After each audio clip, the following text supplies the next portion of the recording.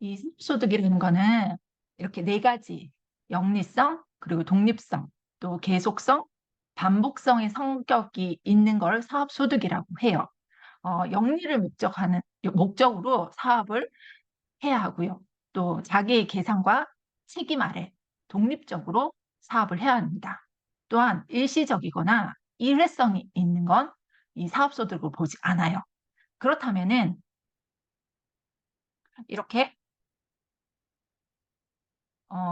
영리를 목적으로 하지 않는다면은 비영리 수익이 될 것이고, 또 자기의 계산과 책임 아래 있지 않고 누구로부터 음,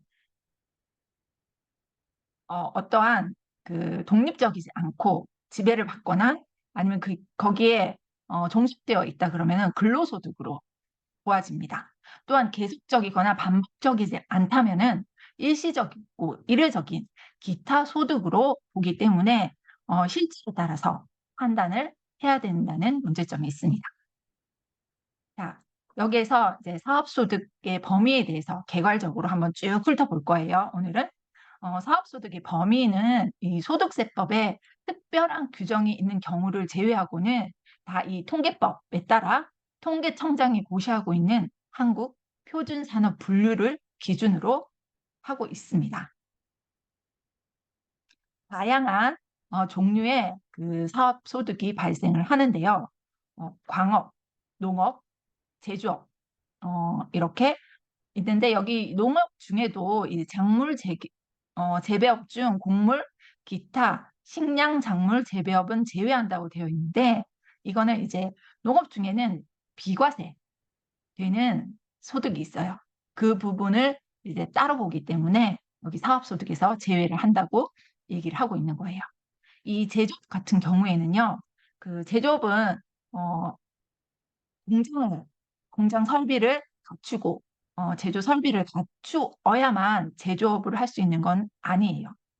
제조업 중에서도 이제 사업에 관한 규정을 적용할 때 자기가 제품을 직접 제조하지 아니하고 제조업체에 의뢰를 해서 제조하는 경우로 다음의 요건을 충족할 경우에는 제조업으로 봅니다.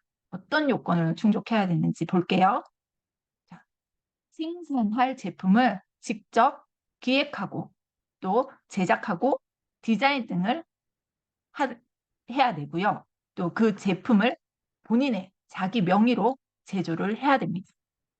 또한 그 제품을 인수해서 자기의 책임 하에 직접 판매를 하게 되면은 내가 직접 그 제조 시설을 갖추지 않고도 제조업의 사업소득을 할 수가 있는 거죠. 이거를 흔히 말해서 OEM 방식이라고 하는데요. 혹시 OEM이라는 용어를 들어보신 적 있으세요?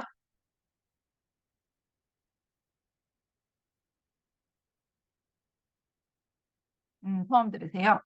이 OEM이라고 하는 게 제조업을 뜻하는 거예요. 말 그대로 생산 설비를 갖추지 않고 제조업을 낼 수 있는 거죠. 공장에 의뢰만 하는 거예요. 그래서 공장에서는 내가 의뢰한 제품을 내 디자인으로 이렇게 이렇게 만들어 주세요 하고 시제품을 주면은 그걸 그대로 만들어서 나한테 주는 거죠. 어. 그리고 이렇게 ODM이라는 방식이 또 있는데요. 이 ODM 방식은 제조가 아니라 도매에 해당이 돼요. 이것도 똑같이 제품을 공장에 이제 맡기는데요. 다른 점이 뭐냐면은 여기에서는 내가 직접 디자인도 하고 제작도 하고 연구도 하고 개발도 해요. 하지만 ODM 같은 경우에는 나는 내 브랜드만 붙이는 거예요. 모든 생산과 또 개발과 디자인 및 견본 제작 등 모든 책임을 이제 제조하는 공장에서 지는 거죠. 가장 쉽게 이해될 거로는 그 화장품 있죠. 화장품 제작이 그래요. 우리나라에서 제일 유명한 화장품 공장이 그 한국 콜마라는 곳인데요. 흔히 이제 듣게 되는 브랜드들 있죠. 더 페이스 샵이라든지 아니면 뭐 올리브 영이라든지 이런 브랜드가 있는 곳에서 자기 브랜드만 붙여서 이제 제조를 하고 그거를 판매를 하는 거죠. 그래서 그거는 이제 도매업에 해당이 되는 거예요.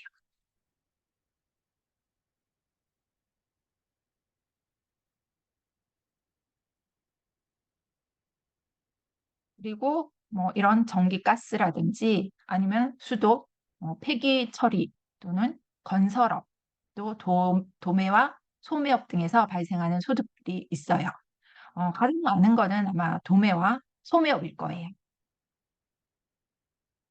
자, 여기서 SNS 사업자라고 이제 요즘에 많이 하는 사업자죠. 이 SNS 마켓이라는 게 블로그나 아니면 카페 등 각종 사회 관계망 서비스를 일컫는데요. 이런 채널을 통해서 물품을 판매하거나 아니면 뭐 구매를 알선한다든가 아니면 중개 등을 통해서 수익을 얻는 사업 활동을 말하는 거예요. 혹시 그 뭐 블로그나 아니면 카페 등 이런 SNS 활동을 하고 계시나요?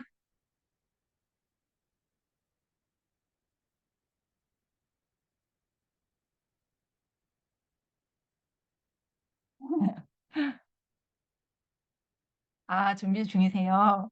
음, 여기 다수성가 공부방에 저는 정회원인데요. 이 다수성가 공부방에 들어와서 저도 이제 블로그, 또 유튜브, 또뭐 스레드나 X, 또 인스타 등을 배워서 지금 그걸 활동하는 중이에요. 그래서 여기 좋은 점은 그냥 한 가지를 따로따로 배우지 않고도 한꺼번에 이 강의를 듣고 실질적으로 만들고 그거를 활용할 수 있게 하는 교육을 받거든요. 그래서 저도 지금 뭐 블로그나 아니면은 뭐 유튜브로 강의를 하고 있고 또 이제 인스타나 스레드 이런 거는 이제 홍보나 마케팅으로 이용을 하고 있어요.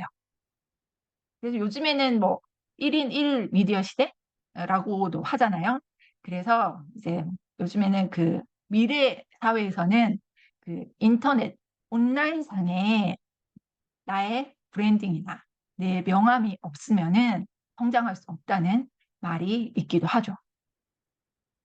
그래서 만약에 지금 준비를 하고 계신다면은 빨리 만드셔서 실행을 옮기시는 게 좋으실 거예요. 생각만 하고 있으면은 그게 잘 안 되거든요. 자, 그러면은 이 거래 유형은 어떻게 되는지 한번 살펴볼게요.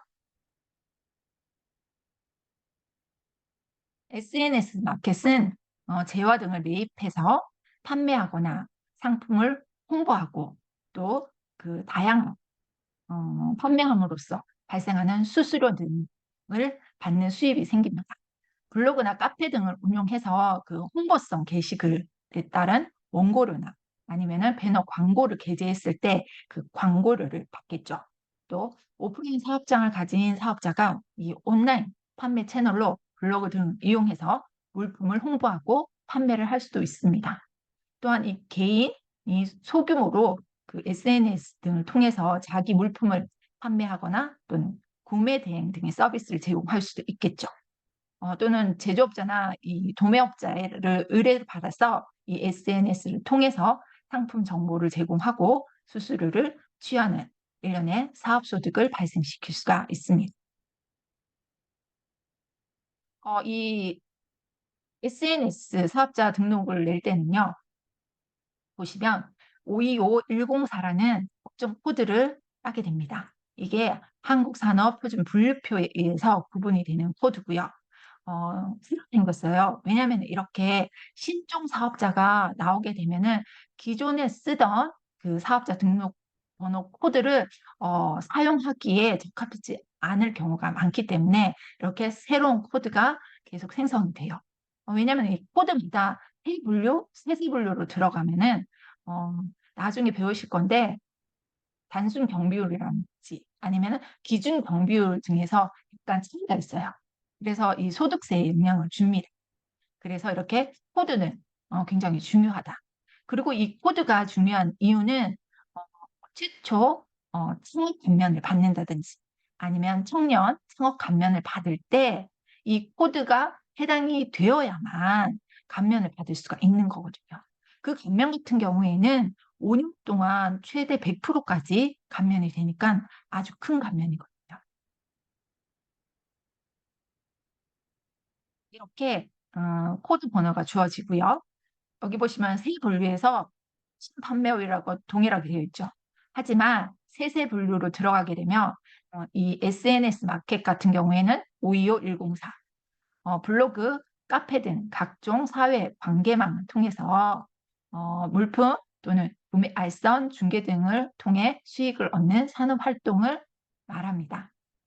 아래를 보시면은 이렇게 전자상거래 소매업이나 기타 통신 판매업, 또 전자상거래 소매 중개업 등으로 세세하게 분류가 되어 있죠. 여기에 맞게끔 이제 코드 번호를 부여를 받으시는 거예요. 또한 이 업종 같은 경우에는 현금 영수증 발급 의무 대상 업종이에요. 21년 1월 1일 이후부터 적용이 되었지만 사업자 등록 만약에 이제 대표님이 사업을 시작하겠다. 그래서 사업자 등록증을 낸다고 하면은 반드시 필수적으로 해놓으면 좋은 게 이 현금 영수증, 홈택스에 현금 영수증 가맹 등록을 해두시는 게 좋아요. 어, 의무는 처음부터 의무는 아니지만 매년 업종이 추가되고 또 현금 영수증 가맹을 안 했을지 불이익을 받기 때문입니다. 감면 혜택을 못 받거나 아니면 가산세에 불이익이 있어요. 그래서 최초에 사업자 등록증을 낼 때 이 현금 영수증 가맹 등록을 하는 게 좋다는 거예요. 이런 SNS 사업자는 통신 판매업이라고 해서 시군, 구청에 통신 판매업 신고를 반드시 해야 됩니다. 인터넷으로 정부 24로도 신고는 가능합니다. 아래 사항처럼 이런 상호, 주소, 또 전화번호, 대표자 성명, 주민등록번호 등 도메인 주소까지 해서 그 신고서상에 기재를 하셔야 되고요. 그 그러니까 인터넷 온라인 상에 그 SNS 마켓을 개설을 하시고 나면은 그 온라인 상에 상호 그리고 대표자 성명, 주소, 전화번호, 또 통신 판매 신고 번호 등을 반드시 표시를 해야 되는 사업자입니다.